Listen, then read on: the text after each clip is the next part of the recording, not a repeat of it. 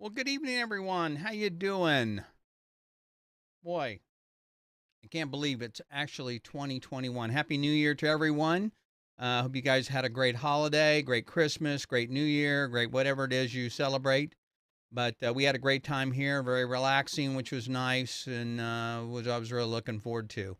I hope I still remember how to do all this stuff. It's been 2 weeks. The last show we did was on December 18th, and so I'm a little rusty at all of this. I hope it works out all right, but I'm sure it'll be fine. Anyway, thanks everyone for joining us. And again, if this is your first time here, this is Photo Mentor TV. We do this every Friday night at 9 p.m. Eastern Time. And if you're, I guess, on the West Coast, that would be 6 p.m. Pacific Time. And if you're in other parts of the world, that would be 0200 Greenwich Mean Time or Universal Coordinated Time, we call it. So anyway, thanks for joining. If you're watching us on the replay, and appreciate you joining us tonight. If you want to ask questions during the show, you can post a comment. We're on YouTube and on Facebook. On the YouTube channel, you can go. The easiest way to get to it is put in your browser youtube.photomentor.tv. That'll take you right to the channel.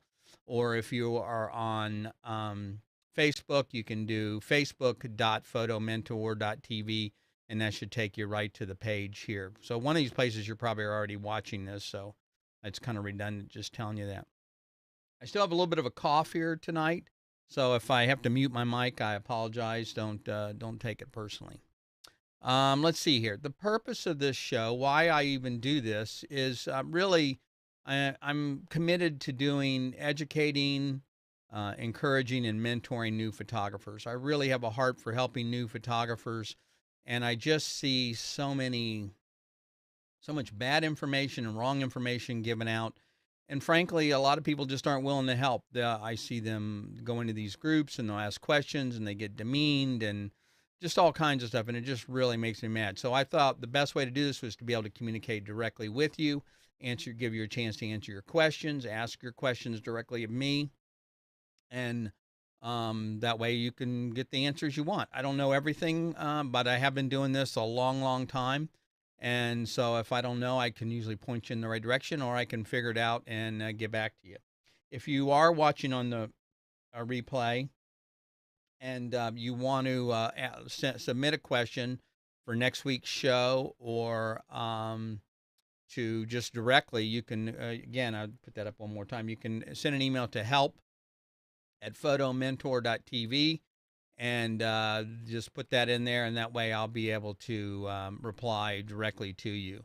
So anyway, let's see here. What else did I want to tell you guys? A lot going on. I got a lot of plans for 2021. I've already started on them. I think you guys are going to be very, very excited about what I'm working on. And so a couple of things. Number one, if you want to support with these efforts, if you find this helpful, I really appreciate. There are a couple of simple things. Number one, just share the page. If you're on Facebook, share this to your friends, like the page. And if you're on YouTube, you can do the same thing, subscribe and share this to somebody else. That makes a big difference. If you let other people aware of what's going on, your friends that are photographers or things like that want to grow. I don't care even if you're an iPhone photographer. You don't have to be a pro photographer aficionado and that kind of stuff, or even an advanced amateur. I'm really more interested in helping new photographers that are trying to get started and give them a leg up and get them. Really, my goal is to get them to enjoy photography more and also get more confidence out of photography. So, also, now we've been running this a while. I haven't really publicized it, but there's also a photo mentor group that you can join. I don't have the URL here. But the group is, if you go to Facebook and you go into the search section on the left-hand side there and you search groups, just type in Photo Mentor TV, all one word, and you'll find the group. Now, let me warn you, this group is a little different than most groups. Number one, it's meant for new photographers, okay? Not that anyone else can't join, that's not the point. but I'm really concerned and I really want to make sure that the new photographers get the help they want. So if you're an advanced amateur or pro or whatever, and you're just going to go in there and you want to show off about how much you know, that's not going to work. So you've got to be in there. You've got to be courteous and help people. I want people that are patient and willing to help other photographers. The second thing that's why it's different is I'm also posting content in there that I don't post on the photomentor.tv public webpage or Facebook page. So I'm going to be posting some new stuff in there, probably hopefully next week. I'm also going to be doing a whole series of tutorials that I've got lined up. Those will only be available in the group. And I'm also going to be doing some interviews with, I know a lot of people in the industry that I think you guys would enjoy listening to and asking questions of. So I'm also going to be doing some interviews. So that Facebook group's a little different than the other Facebook groups that you may be a member of. And if you don't have a problem with that and you really want to learn, then that's a great place. So just go to Photo Mentor TV in the groups, search that on the groups section and send in a request, fill out the form, and we'll add you to the list. Okay. Again, I already mentioned how you can ask questions tonight. Tell you again, just put a Q and maybe a colon or something in front of the question, and it'll show up on my screen. I've already got a couple of questions here. I'm going to take one from my buddy Christian, who happens to be watching tonight. Hey, Christian, nice to have you join us.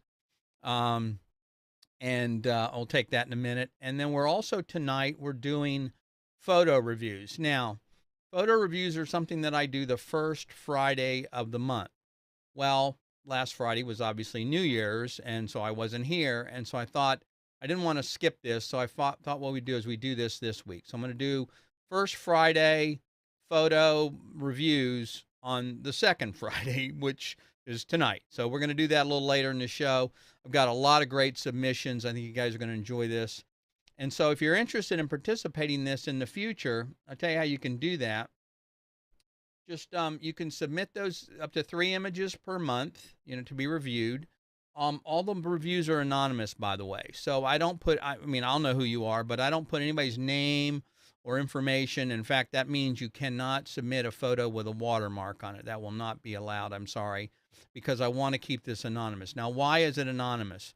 Not because I'm going to be mean or I'm going to tear anybody up, but I want to encourage new photographers to submit their work. And a lot of times, as those of you guys know, if you're a new photographer, you're kind of subconscious, and maybe if you're not a new photographer, you're still subconscious about your work. You never think it's good enough, and so it's not good enough to be reviewed, and I want to make sure that you realize that's not the case. So you're welcome to submit any kind of work you want. Again, it doesn't matter if it's shot with an iPhone or a smartphone or whatever, or Hasselblad. You can submit whatever you want. And the way I look at this, these are not photos that I like. I'm not saying, oh, I like this one, I like that one. I may make some of those comments, but I will certainly separate those comments. But the idea here is to apply the language, the visual language of composition to these images and tell you whether they work or not. So, whether I like it or not is very subjective, but there's some other rules that we can look at to determine if the images really work and communicate. So that's where the composition comes in. Obviously, I'll look at them on technical level as well, and then also subject, or what I refer to as storytelling. Does there a story there? Is it actually something? Am I looking at something that is meaningful or has something for me to look at, or is it just a picture of a test pattern? Doesn't really do anything for anybody, right? So it's got to have some meaning behind it, or communicate some kind of emotion to it. So I'll look at that as well. Again, we do this on the live broadcast first Friday. This month we're doing it on the second Friday, of course. And so if you want to submit your photos, please do. I love looking at your work. And so email your photo to help@photomentor.tv, and in the subject put the word review, and in that way it'll trigger it, and I'll see it right away, and I can filter it out. So anyway, if you have any questions or anything like that, be sure and send that to an email to that address, and I'll be glad to help you with that. So again, that's what we're going to do a little bit later in the show after we get through some of our questions tonight.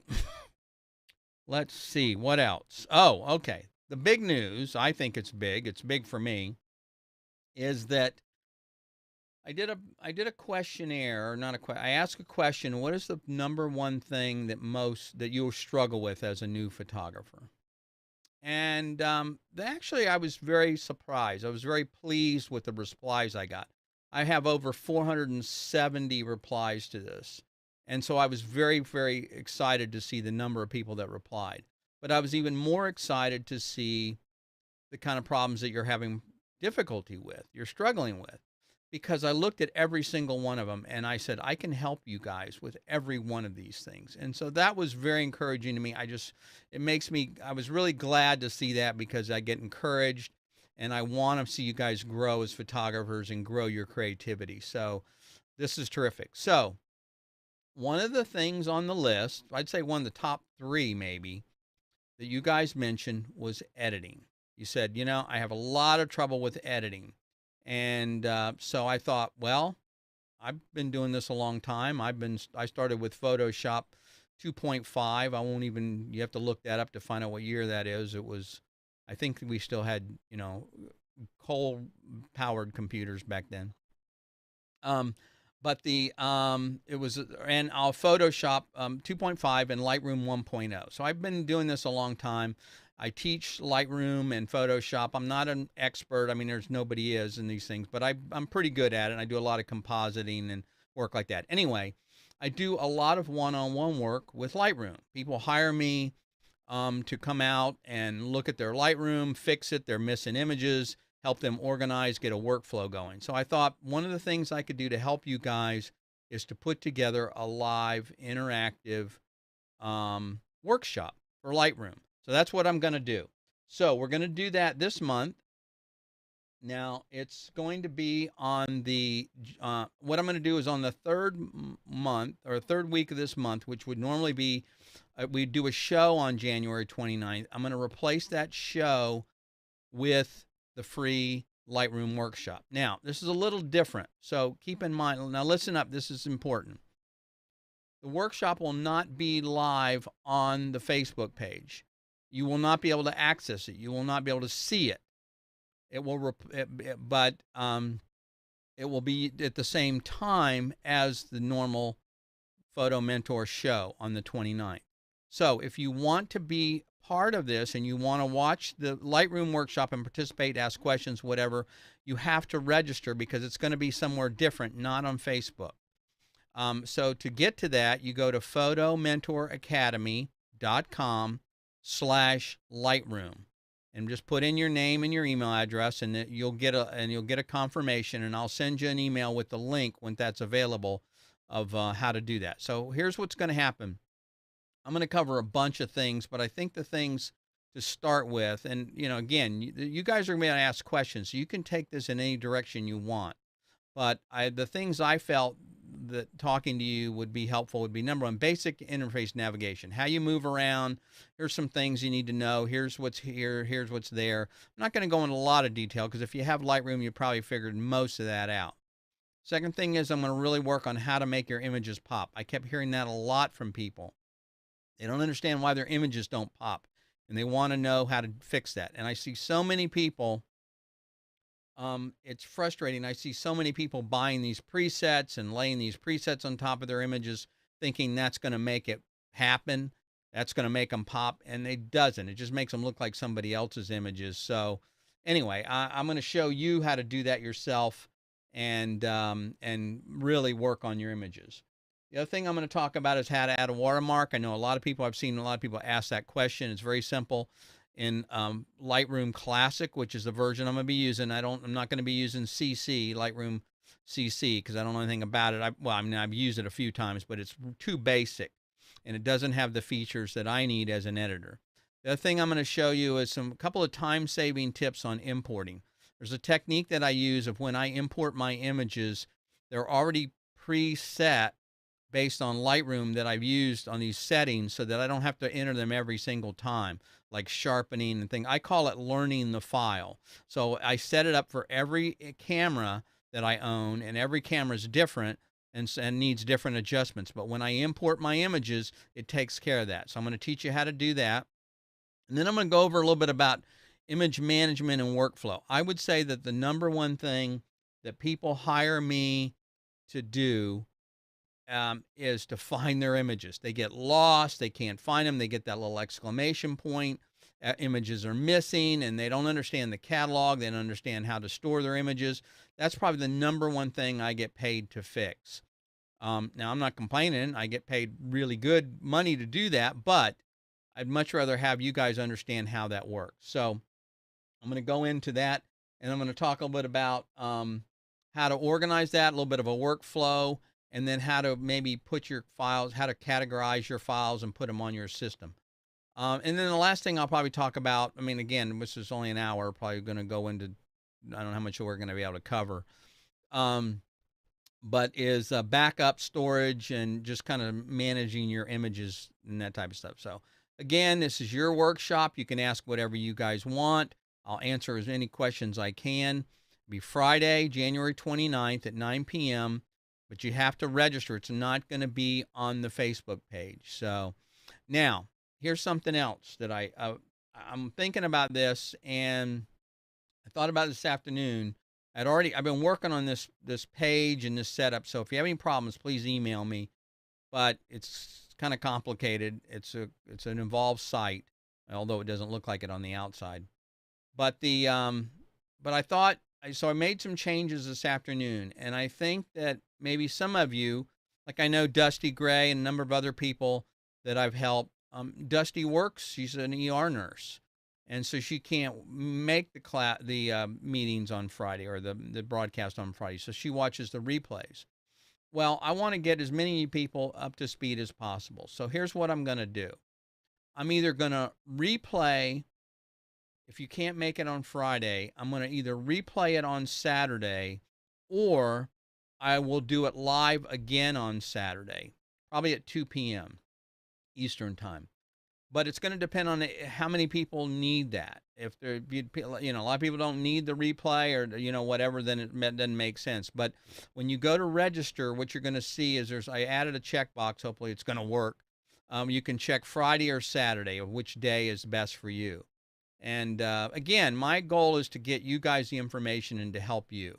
So I don't mind being inconvenienced. If I have to do it 2 days, twice, that's fine. But it will only be done probably this month. I'm not going to repeat it again. I don't think.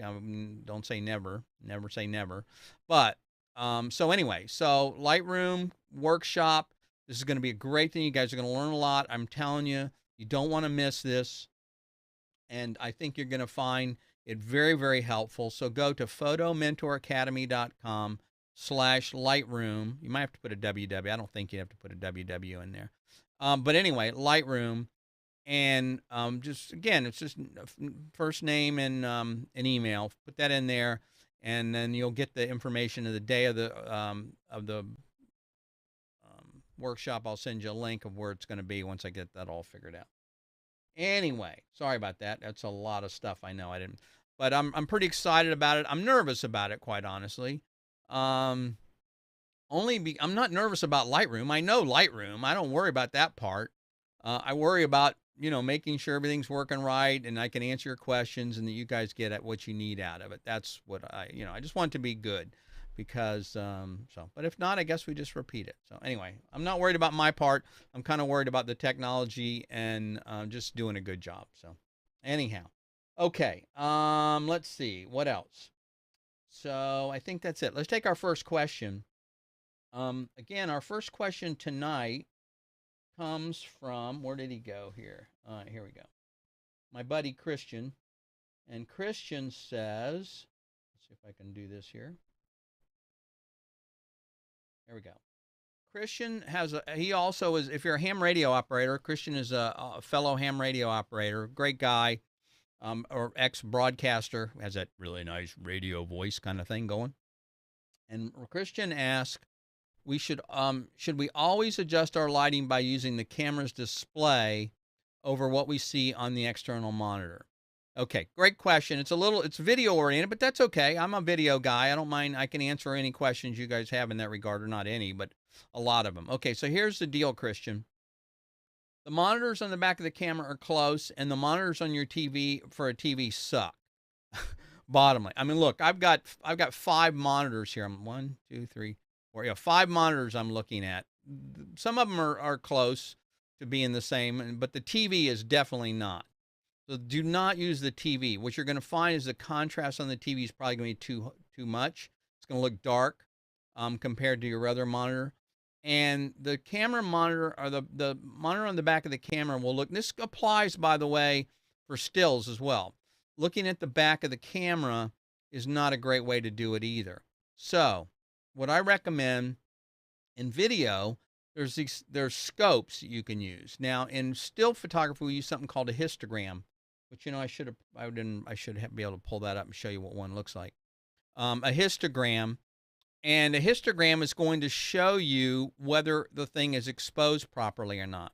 Let's see if I can pull this out of here. If I might be able to actually show you this. Yeah, okay.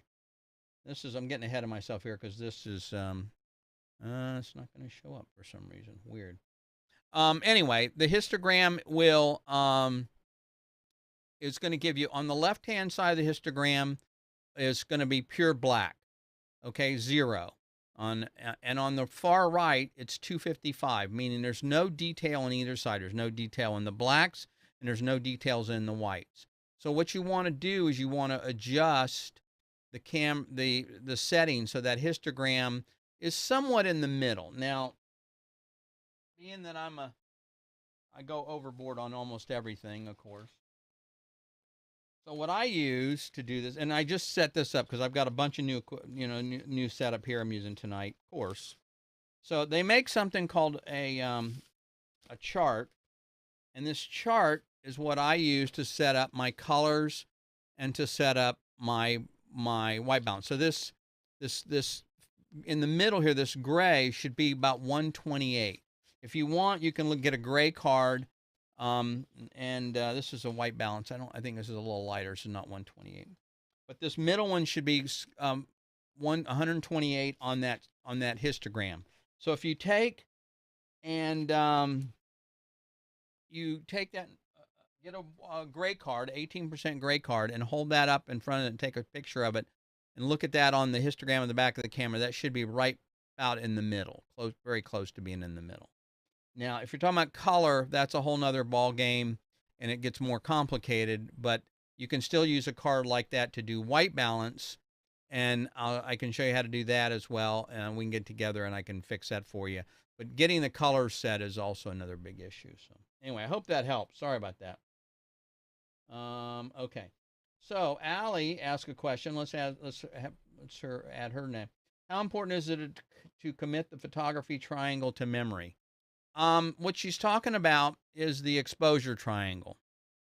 Now, I have a real issue with the exposure triangle, quite frankly. I won't go into too many details. I could go into a rant about shooting on manual, but you can't memorize it, Allie, because it varies. It changes every scene. In fact, that's the funny thing. When I'm on these groups and I see somebody say, they'll see a picture that someone took and they'll, oh, this is amazing. What were your settings? Well, that's like saying, I don't know, I drove from here to Philadelphia. What gas station did you stop at? It makes no sense. It's irrelevant. The settings will not be the same because it's based on the lens, it's based on the light, it's based on a lot of different items. So here's the point. What you want to understand is the relationship between the exposure triangle. And I actually I have a video I've created. A number of you guys, I'm sure, are watching. I've shared it with. It's not public yet. It's an animation, and it shows the relationship between exposure and the shutter speed and aperture. And I'm going to add ISO to that. But the point is, it's the relationship, not the settings. In other words, so here's let me get an example. If I have a picture and I expose it properly, and the camera says, and put it on auto, and the camera says this picture was taken at f8 at 1/25th of a second at ISO 200. Okay, let's say. Now, those are the settings. If I want to make an adjustment, let's say you do follow these guys that say, oh, you got to do manual. I don't believe in that, but that's a whole nother issue. Let's say aperture priority, doesn't matter. And you want to change the exposure. Let's say you are shooting on manual. You then switch to manual, put in those same settings. if you change one of the settings, you have to change one of the other two. Okay, that's where the triangle part comes in, because if you rotate one has to change. So, for example, if it's f8 at 1/25th of a second, and I want more depth of field or less depth of, let's say I want to go from f8 to f16. Okay, I'm going to double the exposure or the aperture. That means I have to also double this shutter speed. So if I go to f16 on my camera, that means I have to go down one stop on shutter speed. So if I'm at 1/25th, it means I have to go down to 1/60th of a second. That's going to be one stop difference. Otherwise, the picture is going to be one stop underexposed. It'll be too dark. So if I want to keep the same exposure, but I just want to change the aperture, I have to also change the shutter speed or the ISO. Now, I'm not including ISO in this discussion to keep it a little bit simpler, but those three work together. But one of those, if you change one, you have to also change the other. That's why I recommend shooting on aperture priority most of the time. I shoot on aperture priority, and most of the fellow pros I know also shoot on aperture priority. Why? Now, there's times you shoot on manual. Why? Because I'm trying to determine my depth of field. That's my creative tool I want to know about. So if I shoot on 2.8, let the camera figure out what the shutter speed needs to be. Now I'm going to look at that. If it looks like it's too slow, then I'm going to have to up my ISO. But that's the same thing if you're shooting on manual. But the point is, why have to monkey with all three of those? Let the camera pick at least one of those and make that adjustment for me. So aperture priority is what I recommend most of the time, but it's going to depend on this situation. Anyway, Allie, I apologize. I hope I didn't go too far off the deep end for you on that. So no, you do. The short answer is no, you don't have to commit it to memory, but you have to understand there's a relationship there, one-to-one relationship. If you change one of the settings, you have to change the other settings or let the camera change that settings. Okay, Aaron. Aaron says, let's see what Aaron has to say here. Aaron asked a question. What camera would you recommend for a beginner, and what equipment is vital to have? Great question, Aaron. Thanks for asking that. Well, first of all, the camera is not as important as you might think. I know that we're obsessed with equipment in this business, and all the manufacturers say you got to have mirrorless, or you got to have this, or you got to have that. And I'm sure you've asked this question. If you haven't asked this question in one of the Facebook groups, look out, because I can tell you what's going to happen already. I can tell you the recommendations you're going to get and what's going to happen. You're either going to get slammed for asking this question, or they're going to say, go to a store and talk to them. Anyway, here's the answer. It depends on what you're going to shoot. Okay. You know, it's interesting. I don't want to get off track, but I'm actually working on a free document on how to buy a camera, and it's going to include this, but I keep getting delayed. But anyhow, and I want to get to the reviews tonight, but that's okay. So the first thing you got to ask yourself is, what kind of camera do I need? Meaning, what kind of stuff do I shoot? So if you said to me, hey, Lee, I'm a beginner, I'm looking for a camera, what should I? Well, then any camera would work. Your iPhone, I like the Nikon D3500. The other one is if you're a Canon person, you like the Canon. The T7i is also a great camera, or T7. Either one of those are pretty comparable. Those are great cameras. You can't go wrong. See, the thing is, nowadays the cameras are so good that there are really no bad cameras, only bad photographers. And that's the problem. So anyway, so the second thing you need to look at is your budget. But the thing is, if you went back and you said, oh, okay, well, I want to shoot my family portraits, headshots, things like that, then any camera is going to work. There's really not a criteria. But if you said, oh, I'm a sports photographer, or I want to be a sports photographer, or my son or daughter, whatever, plays sports and I want to photograph them, that's a different requirement, because then there's some slightly different needs there. For example, you might need a camera with a little bit faster frame rate. So instead of 3 or 4 or 5 frames per second, you might need 7 or 8 or 9 frames per second. That would be one thing. You may also need a camera with a little bit better low light performance, because, you know, high school sports, these places are played in dungeons, I used to be a professional sports photographer, and so if I had to shoot in a gym, these places are dark. They look like they're well lit, but they're not. They're dark. Um, and so a low light camera would be very helpful there. The third thing is I will go back and tell you exactly what I was saying before, in that you really should look at the cameras. So don't make a decision, but go. It doesn't matter. Find a local camera store, find one in a city you're in or whatever. Go to Best Buy, Walmart, even. I mean, they have some cameras there. And what you're looking for is not so much the camera. You want to look at the interface. So look at the Canon in the Nikon, for example. So look at the Nikon, look how it works, ask some questions about how do I set the aperture? How do I set the ISO? Those kind of things, and get them to show you the mechanics or the menus of the system, and then play with it yourself and get a feel. Does it feel good in your hand? Because this camera is going to be an extension of what you're going to be doing. And then try the other camera, try the Canon, for example, and then see how that feels in your hand. Because what you're going to find is one is going to be appear more intuitive than the other.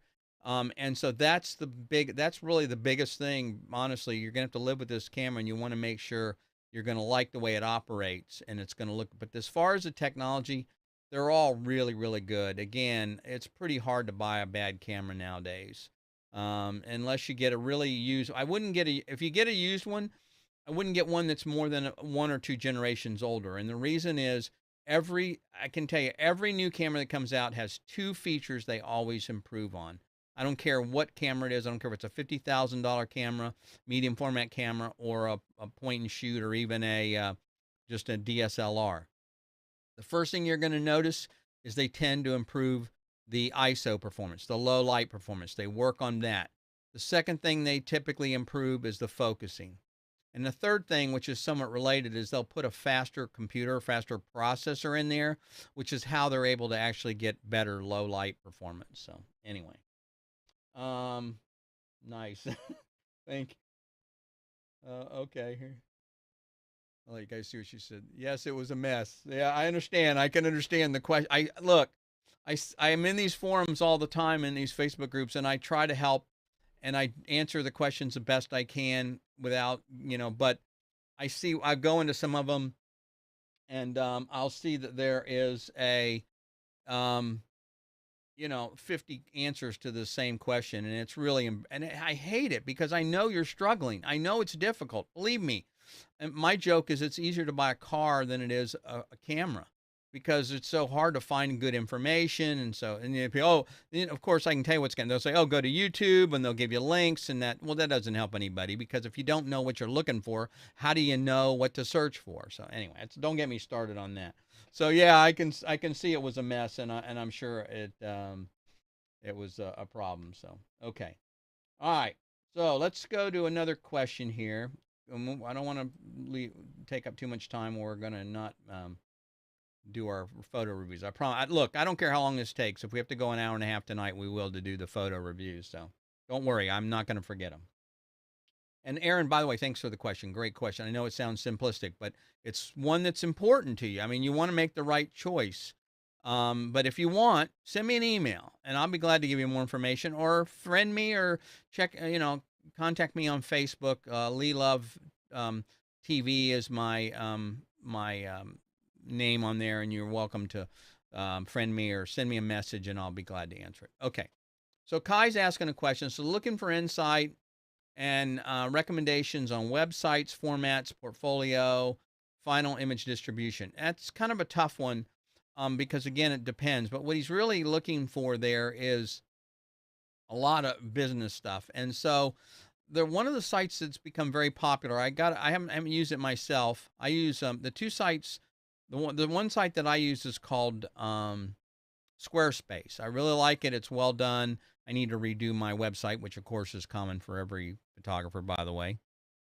And update it. But that one, and then I hear a lot of people talking about Pixieset. Pixieset has gotten very popular.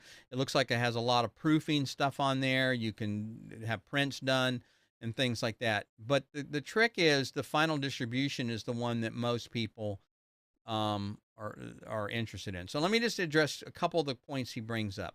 Portfolio, all of them do portfolio. All of them do contact information. The two important things are the About Me page, believe it or not, and the image distribution. Let me tell you about a little about the image, about the About Me page. The biggest mistake new photographers make in the About page is they put on there how passionate they are about. I love photography. I'm passionate about it, and I'm passionate about making pictures for you. Well, as a longtime commercial photographer, okay, people don't care if you're passionate. Okay, passion is only part of it. What they want to know is, what are you going to do with that passion? How are you going to deliver or turn that into results to me as a client? So it's more than that. So don't just go on there and talk about how I'm passionate. What you have to be able to do is, in your About page, say, here's what I do for you, and here's my clients, and here's some of my testimonials for clients that I've worked with. And my job is to solve your problem and to make you the best you can look. That type of thing. Also, don't post your picture with a camera. I mean, everybody's got that stupid picture with their camera, right? Looking like that. Everybody does that. 100,000 photographers on their webpage all have that same picture. Don't do that unless it's a BTS picture, behind the scenes picture. In fact, I think I have one on my webpage. That is, me working with somebody. It's doing a photo shoot or something. I forgot what the situation is, but the point is that would be okay. But don't show your picture with a camera. It just looks geeky, and it's not about that. Let me give you one. I don't mean to get off the rails here, but let me give you one point. Photography, our job is not about photography. That's kind of the secret. Like, well, what are you talking about? We take photos. No, I understand that. Photography is just the medium which we deliver a service. People hire us for a service. They hire us to do something, to solve a problem for them.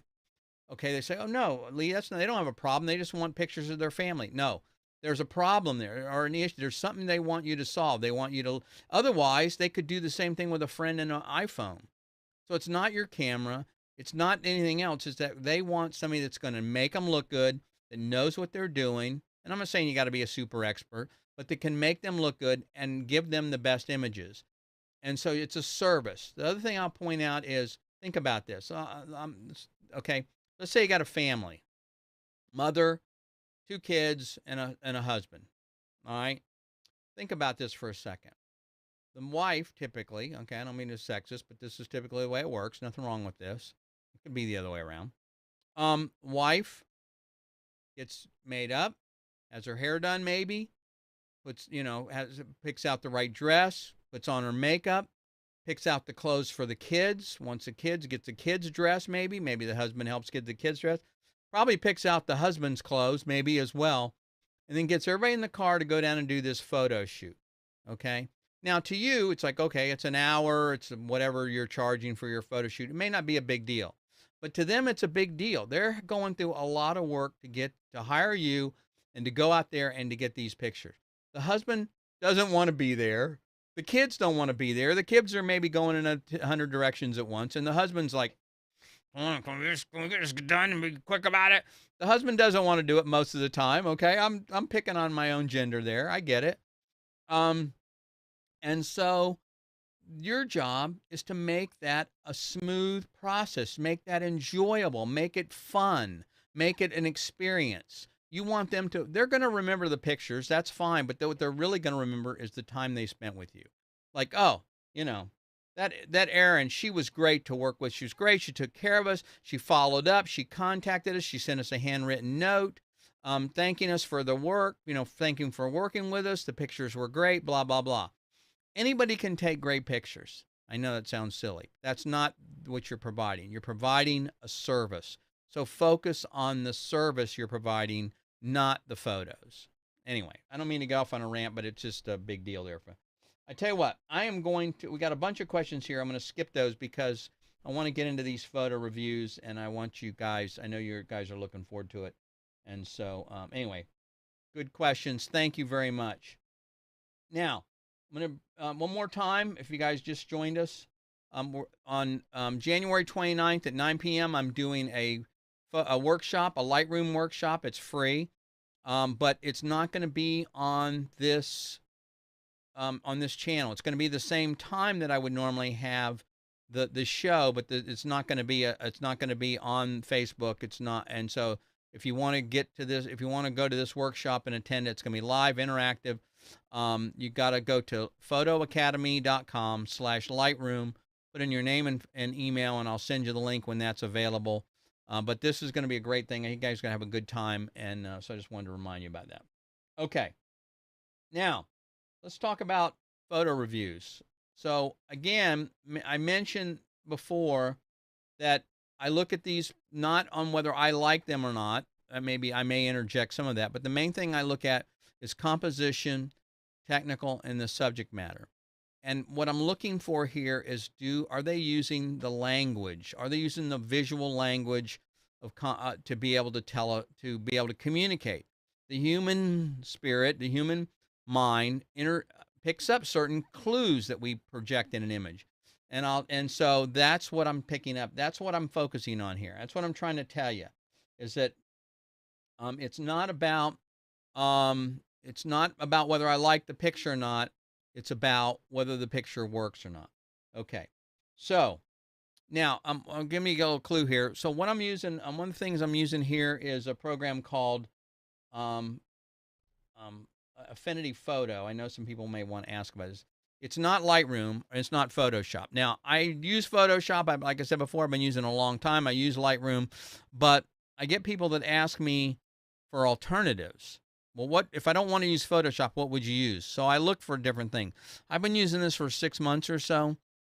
It's an amazing program. I got to tell you, it does every 99% of everything I've been able to do in Photoshop. And the other cool thing about it is that because I've been using Photoshop for so long, I don't use the menus. In fact, that's the hardest thing you'll probably see when I do the Lightroom workshop, is trying to remember where things are in the menu. I use shortcut keys because they're faster. So when I tried using this program, Affinity Photo, I said, well, let's see what happens if I try a shortcut. All the shortcuts work. I didn't have to learn anything new. That was pretty amazing. And the cool thing is the program is $49. I can't believe it's only $49. And it's fantastic. So I'm not pitching it. I don't make any money by you buying Affinity Photo, but I'm just telling you, if you're looking for an alternative to Photoshop, this would be something to consider. So I'm using this for the reviews tonight. Okay, so let's see here. I think is this the right one? Yeah, I'm pretty sure it's it. Okay. All right, so the first one, and by the way, I also do these anonymously, so I don't want to embarrass anybody, and I want to make sure, want to encourage you guys to submit your work, even if it's done on an iPhone, like I said. So so the two things I look for, or the questions I ask, you submit your photos. I want to know, if you want to tell me what you shot it with in the camera, that's great. That may, I don't really care about that as much, but it'd be nice to know. Because I can kind of then figure out whether from a technical perspective. But the other thing I want to know is how long you've been shooting, because I don't want to take a photo of somebody who's been shooting for 20 years and compare that to something else. So anyway, so this is BC, and I think BC's been shooting for less than a year, and this is the first photo that was submitted, and it looks pretty good. It's not bad. It's technically, it could use some work. So composition wise, it looks pretty good. I think, it's maybe for me, one thing that's picky for me is, straightening. So I want to make sure the picture is straight. And, I think it's pretty straight. I think it may be an optical illusion because of the foreground, or it could be there that the building's a little curved. So if you look there, that straightens the curve, but then that makes the horizon uneven. So anyway, but that looks pretty good. Again, you look at the rule of thirds here. We've got it's nice that they position the building over here to the left, and so it's not smack dab in the middle. And then also the horizon line is pretty good. So, in other words, the mistake a lot of people make is that when they shoot a picture, they put it right in the middle. They put the horizon right in the middle, and that's not what you want to do. You want to decide, is the sky the most important thing, or is the foreground the most important thing? So on this one, The composition looks pretty good. It's not too bad. Technically, it could use some work. This is blown out, which is fine, but and this is a little too dark for me, and as far as, so here's what happens. This is what I'm talking about. The human eye immediately goes to the brightest part of the scene. So if you can't help but look up here in the top part to see this bright sky, and then also because everything, it looks like it's been toned, which is fine. Little brown toning, or what we used to call sepia in the days of film. I guess they still call it sepia. But that's fine. That's not. So that part, from a technical perspective, let me interject. I guess not just from a personal perspective. From a personal perspective, I like a little more dramatic. So because the image has the same tones in it, it's kind of hard to figure out what's most important here. What am I supposed to be looking at? And so I don't know where my eye is supposed to look. And that's the most important thing, I think, in a photo is, am I supposed to look here? Is this at the building? There's no person or anything over here to look at. So what happens is your eye wanders around the frame, and so you're not sure what you're supposed to be looking at. So for me, what I would do if this were my photo, I would come in here and I would probably come in and I'd probably adjust some levels. I don't know why you guys can't. I have to work on this screen sharing thing. It's not working right. I would come in here and I would probably darken this up a little bit, maybe make the sky a little more dramatic. And then what I do, now I never do everything like this to the entire picture. Okay, I'm a big, I do things in sections. So what I would do then is, I want to invert that, sorry. What I want to do then is I want to mask this here. I'm going to have to do this backwards, I guess. Sorry. I don't know this program as well as I'd like to. Here, let's delete the mask and add another one. I think I want to add this one. There we go. Okay. So what I'm doing here is, if you can see on the right, this mask blocks everything out. So then what I do is I go over and take a brush, and then this is the way I would do it. I would come over here and take a really soft brush with white, and I would paint where I wanted to darken the sky. Okay. Now this is where it gets to be a personal preference. Okay. This is the aesthetic part. So there's no right or wrong here. So BC, you do this the way you want, okay? It's only completely up to you. I can't tell you how to make this look the way you want it to. This is just the way at this point, I'm just doing personal preference. Okay, so that's the way I would do that. And again, I'll show you what if I turn it off. That's what it looks like before. That's what it looks like after. And this is just a quick job here, okay? So you could go in, you could add some of this. So I could add the other thing you could do is you could add another adjustment layer, and you could bring up the exposure or the brightness. Actually, not the brightness. That's not what I want. You could bring up the exposure, and I'll show you how this works here. Maybe a little bit like this, maybe. Okay, same thing. So I bring up the exposure. I then take and put a mask on the exposure. All right, and then I come over and I paint, make my brush a little smaller. I could paint in here and raise up the exposure on the foreground. So this would be one way of doing this if you wanted. So you can see, again, this is just a rough version. I'm not spending a lot of time on this. But anyway, so I'll make a copy of that, and I'll put that on the top so you guys can see what it looks like. So that's the before, and that's the after. It's up to you. Again, it's very personal preference.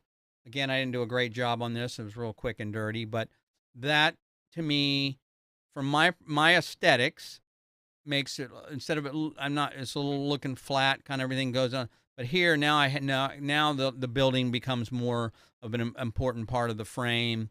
It's more dramatic. I now know it was cloudy and rainy and that kind of stuff. So anyway, that's just my opinion. Again, you guys have to do what you want, but so I'd say it's a pretty decent picture. What I'm curious about, I should start asking you guys to include this. What is about this picture you like? You know, why did you what was the reason you shot the photo in the first place? Oh. What was the reason you shot the photo in the first place? What is it telling you? Now, here's again, I don't want to get too pie in the sky or, touchy feely about all this, but what I've discovered is usually when I approach a subject and I take a photograph, there's something there that appeals to me. The problem is I don't always know what it is right away. And that's why I kind of have to move around the object or the subject and take it from different angles and maybe even revisit the subject. But what happens is there's something going on. There's something there that you are drawn to, but you may not know what it is. And what I'm trying to get you to do is get in touch with that. Listen to that. Learn what that may be and try and analyze, why do I like this picture? And it's the same thing. Look at other people's work and look, not to copy it, but just say, what is it I like about this picture? Why am I drawn to it? And what you'll find is there's a certain style you'll tend to look at the same kind of pictures over and over. It's like music, right? You listen to jazz, you like you're a jazz person, or you're rock or hip hop or whatever it may be. But the point is, you're drawn to certain kind of music because you like it. You may not know why you like it. You just, I like the beat. Okay, well, that's not, I think you'd fail music theory if that's all you said in your professor's class. But anyway, the point is, try and get in touch with that, because that will make your images better and you'll learn more if you try and figure out what it is about the image that you like. So anyway, let's see. What Mario has a question here. Let's see what he has to say.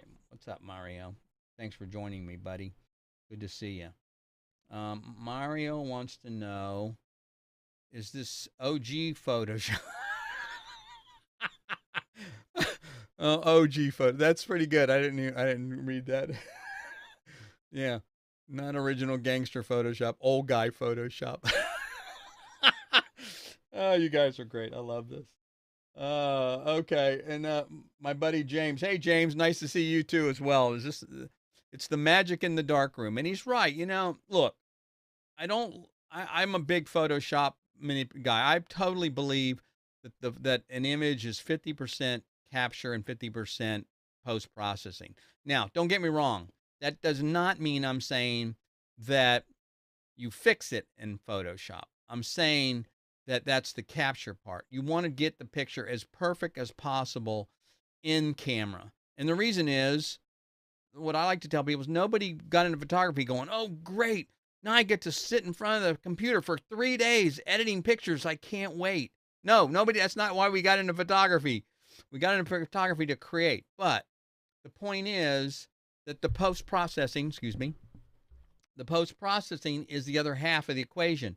A lot of times for me, if I can, it's the client not pushing me for too much time, when I shoot, or if it's personal work especially, I'll shoot the images, I'll import them, I'll look at them on the computer. Did I get them? Are they there? Yes, great. And then I don't look at them at least a week if I can. I will come back to them a week later or more and then look at them and then edit them. And what I've discovered is I'm much more objective about my work than when I first look at it. Because when I first look at it, it's fresh in my mind. I was just there. I remember, oh, it was raining. It was this, it was that. And I'm thinking about all these things it took to get the photo. But later on, I have a fresher perspective, and now I'm looking at the image to see if it works or not. So that's a technique that maybe works for you. But definitely, the post-processing is where I decide how the picture makes me feel. Okay, here's a perfect example, and that is that white balance. Okay, I showed you the chart. Okay, I have another small one I carry around. I take a shot of that first thing, get a super accurate white balance. Bring that in when I'm done in process. When I bring the images in, bring them in, white balance them. Okay, great. But what I've discovered is an accurate white balance sucks. Actually, a perfect white balance is ugly. It's sterile looking. Now, the only time I will do that, I take that back. is where I really is if I'm doing product photography or something that's needs to be color accurate.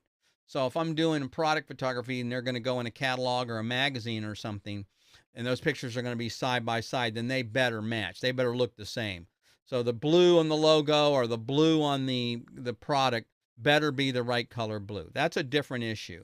But when I'm talking about from a personal aesthetic, when I'm looking at a picture like, like the one I'm doing here, okay, that's a picture I'm deciding how I want it to make. So if I decide, oh, this is a cool picture, but, and that's a perfect white balance, which it's not, but let's just say it was, and I now don't, but I want to make it cooler, okay, great. That's now a cooler. Is that how you felt about the picture? Maybe you did, maybe you didn't.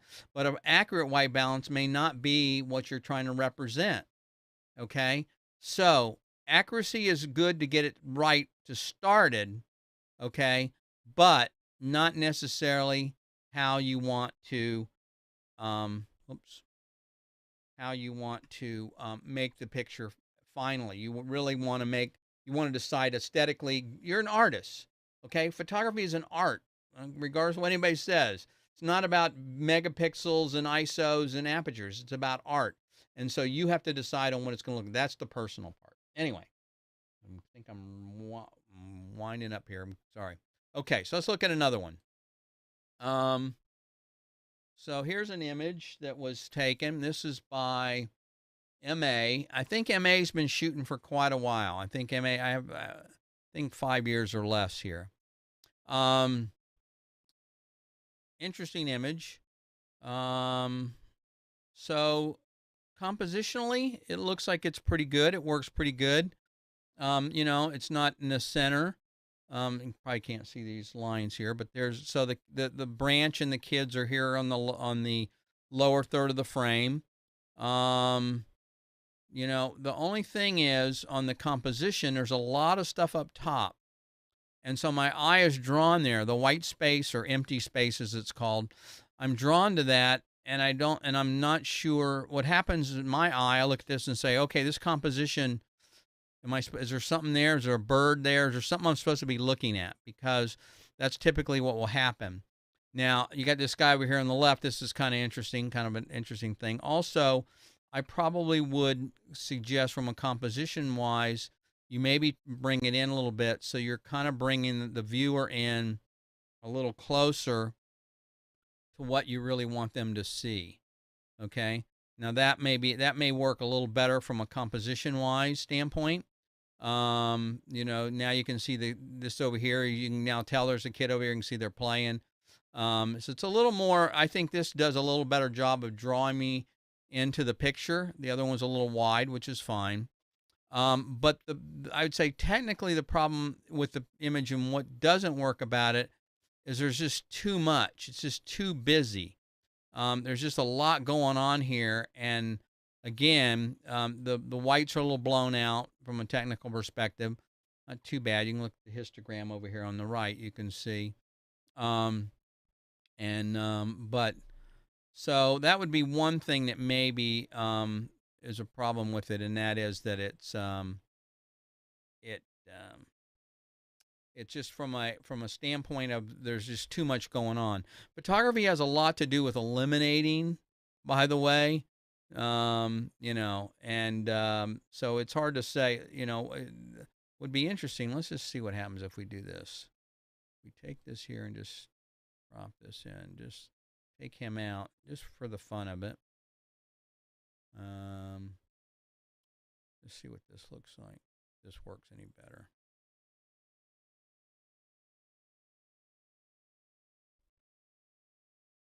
Maybe. It's compositionally, I think it works a little better that way. Now I kind of see what's going on. It looks like it was also, and now granted, this is only 19 on Facebook. We're only looking at 720p, and on YouTube we're only looking at 1080. So the resolution is not real great, but it looks like it was also cropped quite a bit before it was sent in. So I don't know. It definitely looks like it could use some work there. I'd say I'd keep working at it.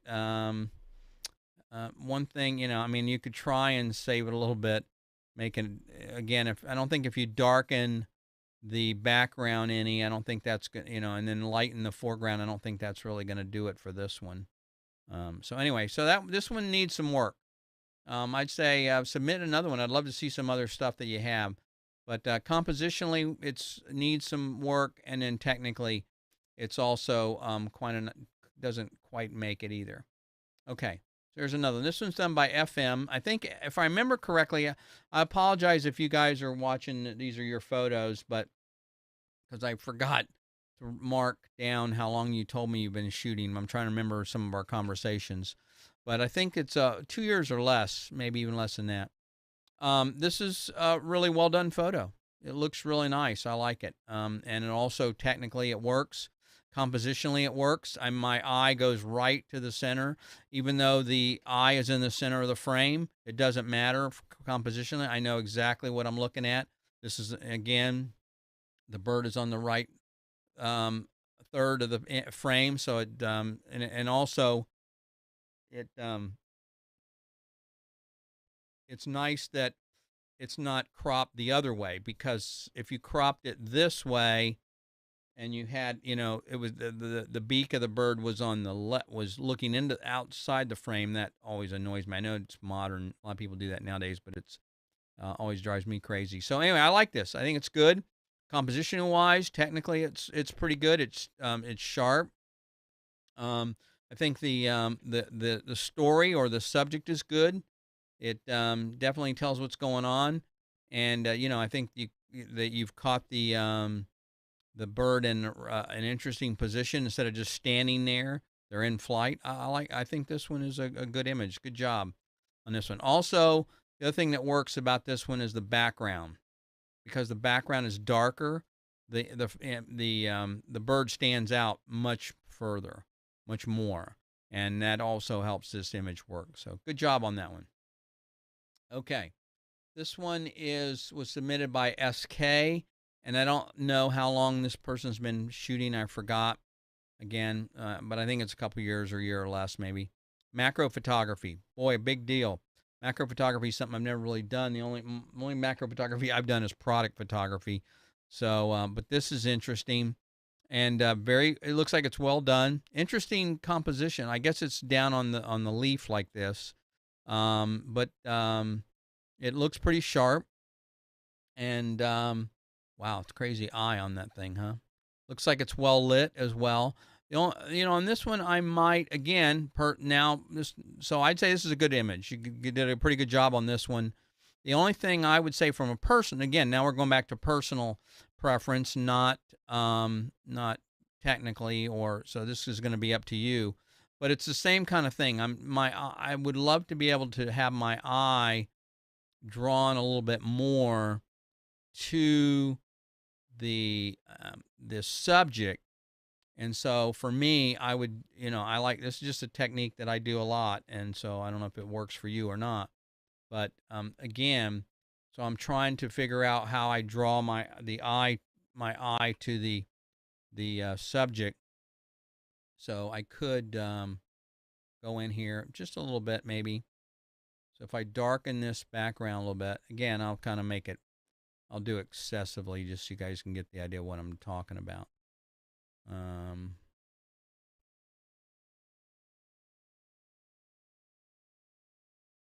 Okay, there. So again, so I could paint in here, and it makes the image a little richer. Maybe crop it a little bit. I don't know. This black at the bottom doesn't bother me. But leave the insect alone. But this would be after and before. So you see that I think the difference is, I don't know, in my opinion, it definitely makes it work. So and so let's see. Mario's got a question or a comment here. What do you got, Mario? Mario says, developing a skill set in post-processing is very important. Sometimes I shoot with the intention of knowing what adjustments I'll make in the final product. Excellent point. Excellent point. That's exactly right. Especially if you're compositing, putting two images together. you want to think this through ahead of time. And also framing. Sometimes, you can shoot to the left, you can shoot to the right, in the center, not knowing which one you're going to use, but thinking in the post processing that you may want to be able to do this. I would say a good example of that, by the way, is the first photo we looked at, and that the first photo, if this photo you could have shot 2 frames. Some people call this HDR, but you could have shot 2 frames. You could have shot 1 frame, okay, exposed for this down here at the bottom, and then another frame underexposing the sky. And then in post processing, you could put those as layers and then just mask that other one in here instead of doing it this way. And that would be an example of what Mario's talking about, where he's saying, if you think of this through, and the more skills you get in doing your post processing, then you kind of can think this through. You know what to shoot, and maybe how you're going to use it when you when you actually work with it in the computer. So good point, Mario. Thanks. Okay. All right. So here's our insect, and I think this is a good image. It's interesting. Draws my attention. There's, I kind of like the fact that it's kind of going downhill. I don't know. It's interesting. It's a little different. But that would be my input as far as technical aspect. It's just kind of darken the surrounding areas. And then also, if you look I don't know if you guys can see real quickly. Let's see. Oh, helps if I bring this back up. I don't know if you guys can see real easily, but when I turn this off, the shadows kind of disappear. But if I bring this in, you see you got this shadow here. Now it looks like it's darker on the body to me. Is that just because of the broad? Yeah, it is. Let me look at this real quick. Sorry. Yeah. So I probably my mask wasn't done real well. It looks. You don't want they want to light. You don't want the mask to. My brush is a little too big. Sorry about that. So you don't want to affect the insect. You still want them to stand out and be brighter, which should do it this way. See, yeah, that's a little better. Okay.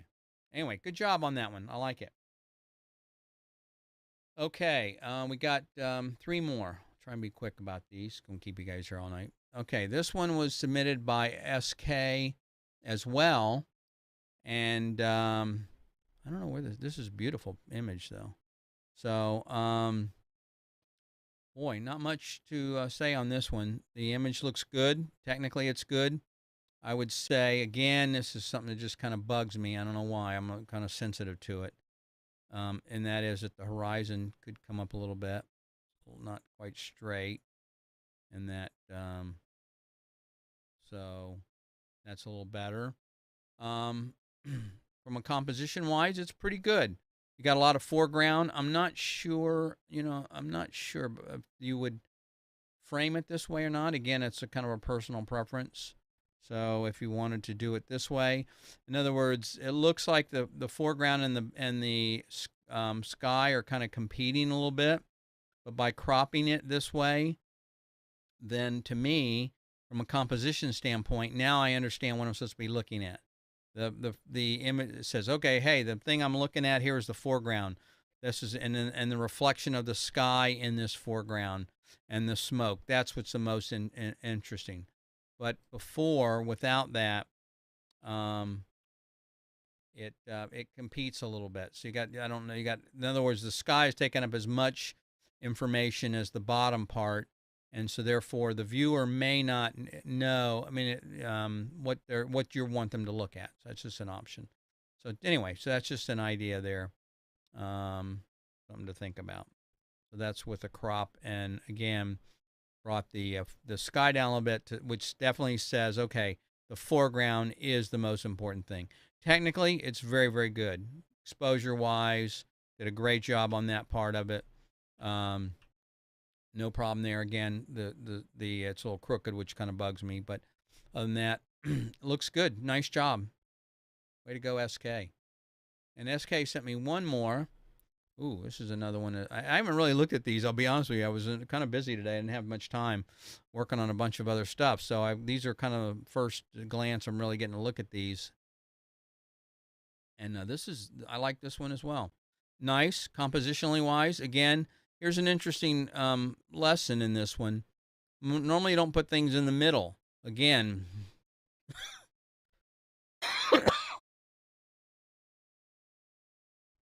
excuse me. Normally, you don't put things in the middle. Normally, you don't put things in the horizon in the middle. But in this one, it works. And the color is nice. It's technically very good. We got this green part going on here with the oak. I think these are oak, not oak. What am I trying to say? I know what these are. Can't think of the name of them now. I'm blank. Anyway, cypress. I think these are cypress.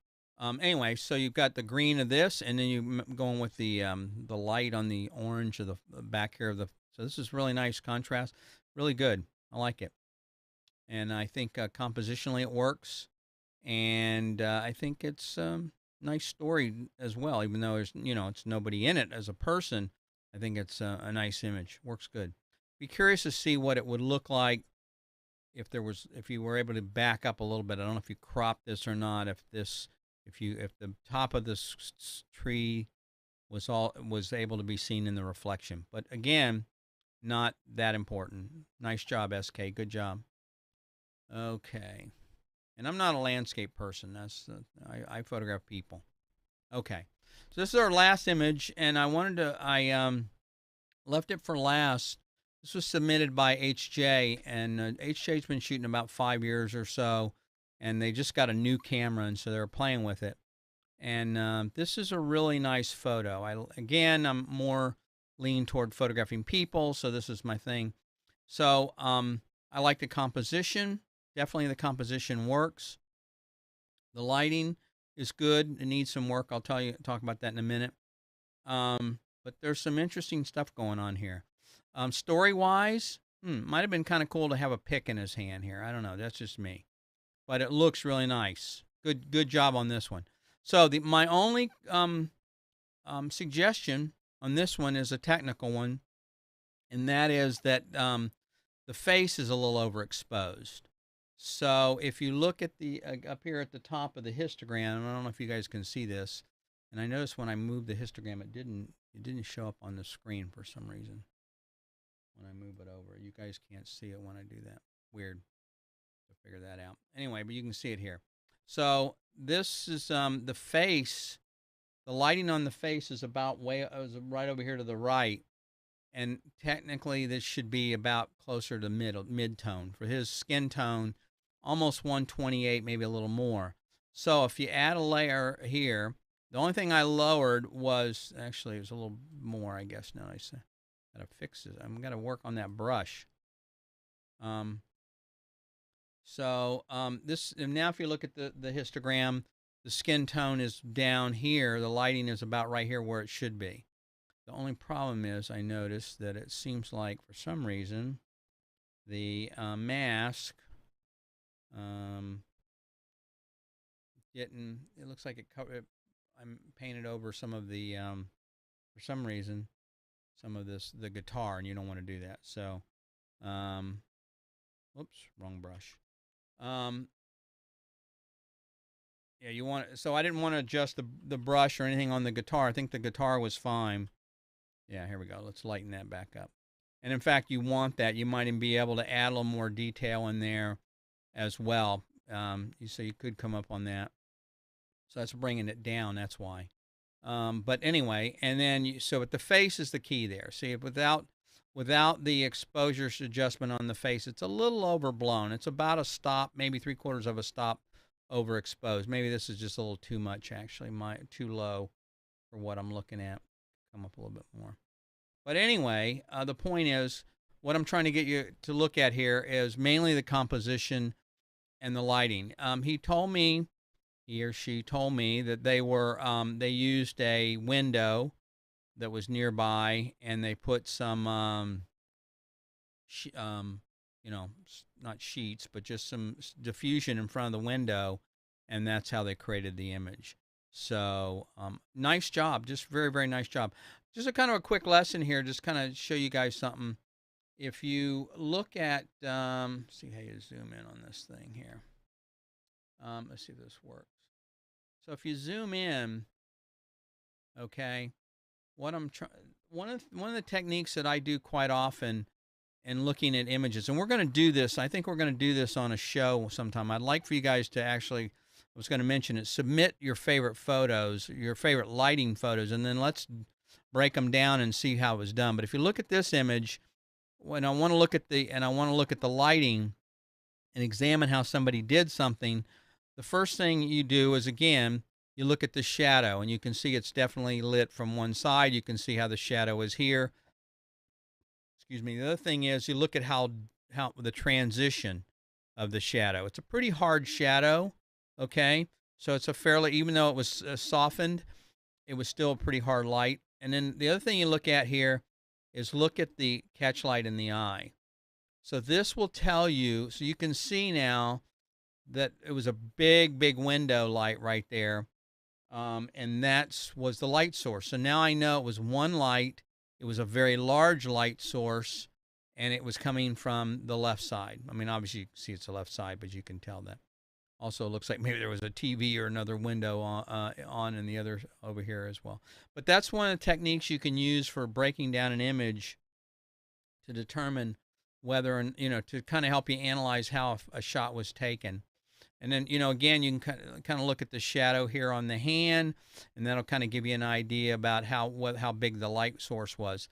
If it's a small light source, this will be a really, really dramatic shadow. If it's a super large light source, it'll be softer. Now, keep in mind that one of the things that is that there could have been some Photoshop done, or also the light source may be large, but it has to do with how close this object is to the light source. So the closer or the larger the light source is in relationship to the subject, the softer it will be. So it's not just having a big light source, you have to be relatively close to it. So anyway, let's see what we got here. Whoops. So somebody has a question. All right. So Aaron asks, what podcast beginner startup education would you recommend to build your portfolio? Boy, I don't know. That's a good question. There's one called, well, it wouldn't be for your portfolio. That's a problem. I don't, I'll be honest with you. I'm embarrassed to say I don't listen to too many photography podcasts anymore. It's not that I can't learn anything. It's just that I'm focused more on building education information and things like that, and building the mechanism for doing that, and coming up with a structure for teaching. So I tend to be able to, in the last year, spend most of my time doing that, not looking at other photography stuff. So sorry, I don't really have any, but there's a bunch of them out there. I'm sure somebody can recommend some. Leave a, maybe someone will answer the comment there in the group and see if that helps. So anyway, okay. So I guess that's it for the questions. Hey, listen, great questions, guys. Thank you very much. I really appreciate it. And I appreciate you being here. And again, I'll tell you again, if you want to support this effort and help me motivate me to keep doing more of these things, because it's a lot of work. I got to tell you, every week I never know if it's going to be working or not. And even though I don't touch anything, well, that's not true. I'm always messing with stuff. Redid my lighting recently. You probably can't tell. Is to share this with other people. If you have other photographers that you think would benefit from this, I'd really appreciate sharing a link or letting them know about it. I saw a number of people. It was Karen posted something on her page about it. It was really nice that she did that, and I appreciate that. So let other people know what we're doing. If you're interested, also join the Photo Mentor Facebook group. Again, it's going to groups, and it's you can just do facebook.com/groups/Photo Mentor TV, all one word, and that'll take you to the group. You can do an invite there. It's a little different. Like I said before, you're going to find when I reply, they're pretty wordy replies. I'm not going to say, here's yes or no. When I take the time to give you some information, I want to give you the backstory and the information of why I'm telling you what to do, what I'm doing, or that I'm telling you why. And so that's the other thing. Also, there's going to be a lot more tutorials. I've got a few tutorials on there from last year, but I'm going to really crank that up this year. I got a whole list of things to do One of them is histograms, by the way. I think we really need to work on that. So, again, just one last reminder, if you're interested in Lightroom at all, consider signing up for the free Lightroom workshop. It'll be on Friday, January 29th at 9 p.m. It will not be on this page. It's the same time as the Photo Mentor Q&A session, but it is not on there. I'm just going to use that time slot to do this. And then I'm thinking about having a replay or doing it again on Saturday. If Friday doesn't work, let me know. I think I set up a checkbox. You can say, oh, you're interested in Friday or Saturday. If I get a lot of people interested in Saturday, I may actually repeat it live or at least replay it, one of the two, because I think you guys will get a lot out of it. But I want the Q&A is important to me because I want to get your questions answered. Look, I'm not interested in here and just rambling on about stuff I know. That's why this is called a Q&A session, because I want to hear what you want to know. That is why it's important to me that you guys hear.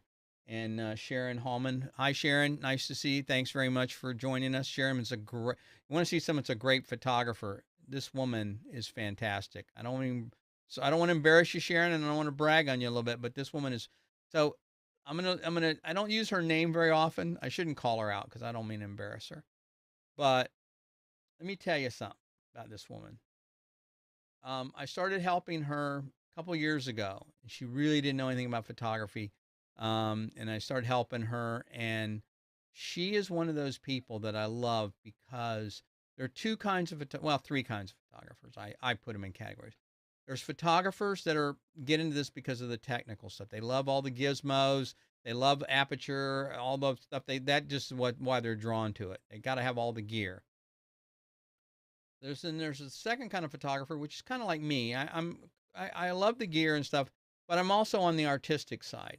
And I struggle. I go back and forth. I'm always struggling with trying to be more artistic, more creative. But Sharon is totally the artist. And I love that about her. Not that she doesn't understand some of the technology, but man, you look at her pictures and I'm like, oh my gosh. And she'll shoot stuff with an iPhone that blows me away. So the woman has an eye, which is my big thing, by the way. And I'm going to be talking more about this later on. And that is learning to see. Learning to see is the most important thing you can do in photography.